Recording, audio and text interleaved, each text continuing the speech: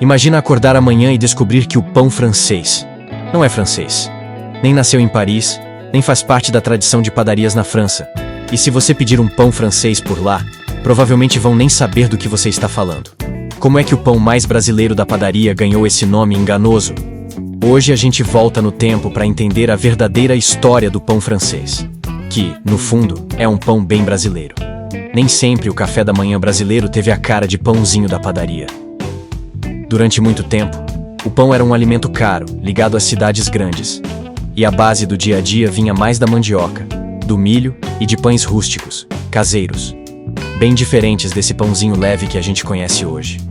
Nas grandes casas e nas padarias mais antigas, eram comuns pães mais densos, massas menos aeradas, influenciadas por receitas portuguesas e por fornos ainda pouco padronizados. Ou seja, o Brasil já comia pão, mas não esse pão.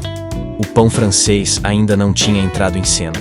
No fim do século XIX e começo do século XX, o Brasil vive uma febre de modernidade europeia. A elite urbana olha para Paris como modelo de cidade elegante. Roupas, cafés, arquitetura, tudo o que é à francesa, vira sinônimo de bom gosto.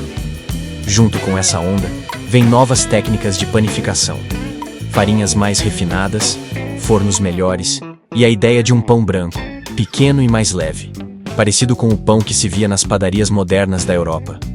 Foi nesse clima de imitação e adaptação que o nosso futuro pão francês começou a tomar forma, sem ainda ter esse nome. A origem exata do nosso pãozinho é meio nebulosa, misturada a lendas de padarias que queriam copiar pães da Europa. Uma das versões mais aceitas fala de padeiros brasileiros tentando reproduzir um pão branco, de miolo macio e casca fina, inspirado em pães que viajantes viam em Paris e em outras capitais europeias. Só que na prática, o resultado não ficou igual ao pão baguete, nem a nenhum pão francês tradicional. Virou outra coisa, um pão à moda francesa, adaptado a ingredientes, fornos e gostos brasileiros.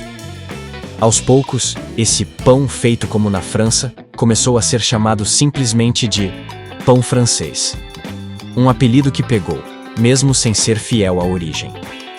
Com o tempo, esse pãozinho começou a se espalhar pelas grandes cidades brasileiras. Ele era prático, assava rápido, combinava com manteiga, com café, com tudo. E, o mais importante, passou a ser o padrão da padaria de bairro. Cada região foi ajustando um pouco a receita. Mais comprido, mais redondo, mais cascudo, mais macio. Mas a ideia de pão francês como o pãozinho do dia a dia se consolidou. Na França, ninguém chama esse pão de francês. No Brasil, a gente adotou o nome como se fosse um selo de elegância e acabou criando um pão que é, na verdade, bem mais brasileiro do que imagina. Se o pão nem é francês, por que o nome nunca mudou? Porque o francês virou menos uma indicação de origem e mais uma etiqueta de estilo. Algo leve, moderno, urbano, ligado à ideia de sofisticação que a gente importou da Europa. O pão francês é um bom exemplo de como a cultura brasileira funciona. A gente pega referências de fora, mistura com o que tem aqui e cria algo novo, mas com um nome que parece estrangeiro. No fim das contas, quando você morde um pão francês, está provando uma receita que conta um pedacinho da história do Brasil, querendo se parecer com o mundo, e acabando, sem perceber, mais brasileira do que nunca. No fim das contas, quando você morde um pão francês, está provando uma receita que conta um pedacinho da história do Brasil querendo se parecer com o mundo. E que, junto de uma xícara de café, se revela mais brasileira do que nunca. Então, da próxima vez que você pedir um pão francês na padaria, lembra, nem tudo que tem nome importado vem de fora. Às vezes, por trás de um nome estrangeiro, existe uma história bem brasileira, feita de adaptações, desejos e um pouquinho de mal-entendido histórico. Se você curtiu essa viagem pela origem do pão francês, me conta aqui nos comentários.